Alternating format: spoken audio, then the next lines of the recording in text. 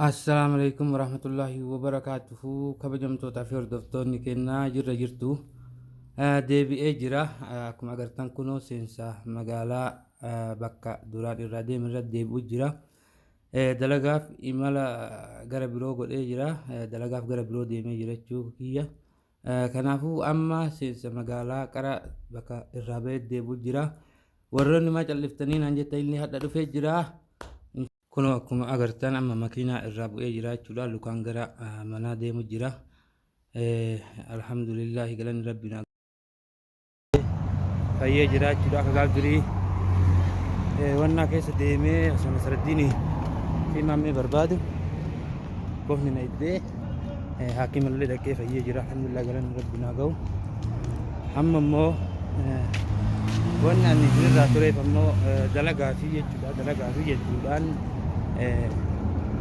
bakka dalagaatiif fudhanii dalagaaf jechuu gara biroo naan deemanii turanii dalagaaf gara biroo naan deemanii turanii kanaaf badee isiniin jedha kabajamtoota hordoftoonni keenya. Amma hadda deebi'ee jira jechuudha. Kunoo hadda gara dalagaaf gara magaalaa bakka jiru irraa jechuudha. Magaalaa biroo naan deemanii turanii hadda ammoo hadda deebi'ee kunoo amma magaalaa seenuu jira jechuudha. Aniyyuu akkuma beektan maammeen Nasraddiiniin gaara gatee biraa deebi'ee jira jechuudha. Akka kunoo viidiyoo irratti arguttu anillee as magaalaa bakka jirru jirtu san irraa gara biroo dalagaaf jechuudha deemee ture. Hadda deebi'ee jechuudha. Natti mijoonee jechuudha. Jara lamaan kana barbaaduu fi yookiin isaan kana jidduutti nageenya uumuuf anuu gara biroo ture. Waan gara biroo turee fi saniif isinirraa callisee waan jiru hundayyuu akkuma nama haquma qabneetti callisee dalagaaf gara biroo deeme hadda ammoo deebi'ee jira. Kunoo hadda deebi'ee maammeen akkuma agartan Nasraddiiniin gaara gatee biraa ol deebi'ee jira. Kunoo magaalatti deebi'ee jira. Innis jira jechuudha. Nasraddiin ammoo hin jiraa fi hin jiru yookiin ammoo namni fuudheetu yookiin isallee yookiin gara birootti deebisee hadda ammoo deemee mana isaallee gaafadhee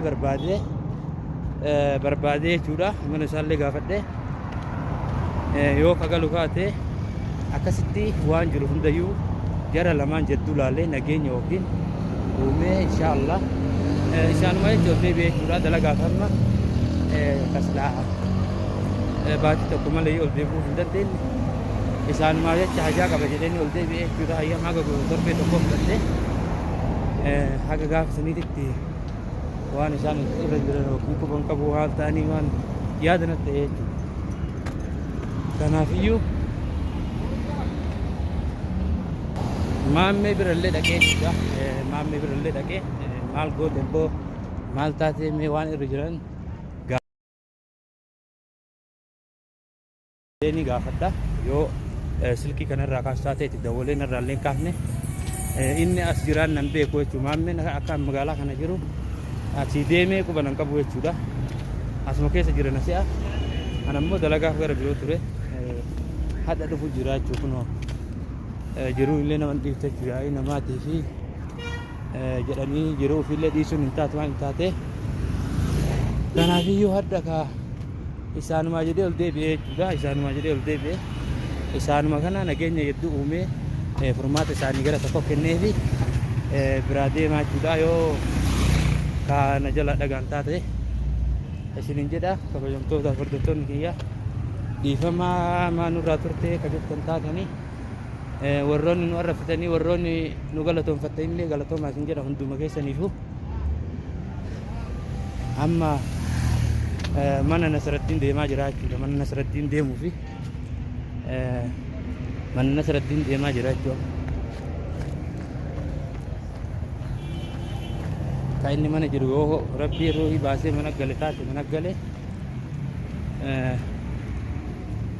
yookaan ammallee bakka inni itti awwaalee jedhu maammeellee dhaqee mana qaamaanuu mana dhaqee gaafadhaa jechuudha. Silkii osoo hin ta'in qaamaanuu mana dhaqee gaafadhee akka nageenyi bu'u jedhutti gochuu qabaa jechuudha. Dirqama kiyya waan ta'eef amma immoo yoo akkana callisee nama isaan lachuu jedduu deemee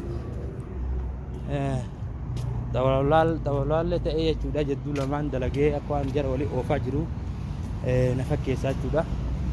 Kanaafiyyuu amma kana mara keessaa bahuuf kana mara keessaa bilisa ta'uuf jechuudha akka fattaala jedduu lamaan hin taane isaan lamaan kana walii fayyisee isaan lamaan kana walii araarsee yoo biraa deemillee jechuun naafillee gammachuudha hordoftoota kiyyaafillee akka gammachuu ta'e abdiin qaba. Akkuma agartan kun amma naannoo mana isaa ga'ee jira. Achi taa'ee viidiyoo isin waraabu jira jechuun naannoo mana isaa jira. Yoo namni kan mana jiraatu ta'e seenee gaafatee yoo inni kan jiraatu taate inshaallah furmaataa fi akka furmaata godhuuf abdii qaba jechuudha. Akka isa jara lamaan walii araarsuu jechuudha abdiin qaba jechuudha. Kabajamtoota hordoftoonni kiyyaa akkuma beektan ati tawalwaalleedha jedduu lamaan deemtee jara walii oofu jirta jettanii warroonni yaada adda addaa naa keettanii sirriidha. Tawalwaallummaa osoo hin ta'in nam tokko akka yaada tokkotti si waliin yoo hin deemini beekta nama aarsa haalli nama tokko osoo ati waan akkanaan dalagini waan akkanaa jettee akka abdii tokko bira kaattee bira deemtu fuudhee inni gara birootti yoo si jalaa baase nama aarsaa jechuudha. Kanaaf akka yaada kiyyaatitti jara lamaanuu asumatti irraa kafaladhuutiin asirratti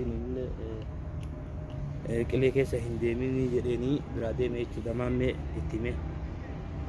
Ana ammoo jedduu kanatti wanni biraa deemeef isaan kana nama itti dubbadhee yookiin nama tokko bira kaa'ee nama jechuu jaarsaa tokko akka jaarsummaatitti nama bakka tokko jiru jechuudha. Namni yoo namatti fidatee yaada tokko furmaata qabaa jechuudha. Ani amma fakkeenyaaf adda kiyya jaarsummaa taa'ee fi ilaalaa yoo ka jedhamu taate ilaaluu hin danda'u.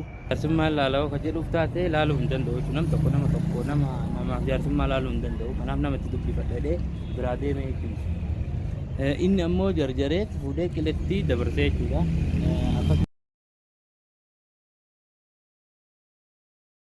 Duuka deemeellee bas hordofillee eega hordofillee irra gahuu hin dandeenye jechuudha. Bakka inni fidellee dhaqee achillee na jalaa jijjiiree jechuudha. Bootora inni na jalaa jijjiiree jira. Kanaafiyyuu argachuu hin dandeenye achi as eega deebi'e ammoo ana ammoo baay'eellee gomni sunillee na iddee baay'eellee na iddee na miidhee jiraallee. Alhamdulillah qorsa argadhee fayyee hedduma kana eega wayyaa'ee warri dalagaallee bakka dalagaatti jechuudha. Gara biroo bakka magaalaa dura jirurraa gara biroo naan deeme jechuudha. Kanaaf badee jechuudha. Kanaaf isinirraa badee jechuudha. Amma immoo ana immoo hadda deebi'ee jechuudha. Hadda magaalatti deebi'ee magaalaa bakka qara jirutti. Kanaafiyyuu mee maammeen ammoo akka argutti jechuudha. Innillee barbaacha abdii fi wannaarra jira abdiillee akka inni baase kalee argee jira. Innillee akkuma as keessa jiru ni jira jechuudha. Asuma keessa bira dhaqeemee waan inni jedhu illee isallee akkasitti amma immoo kabajamtootaaf hordoftoonni kiyya warroonni yaada adda addaa naa keettanii galatoon asin jedhu hunda keessanii gurguramaadha. Akkasitti inshaallah kabajamtootaaf hordoftoonni keenna inshaallah keeyrimaa walitti deebina jechuudha. Homa khayriitii walitti deebinaa nagara naaturaa isin jedha.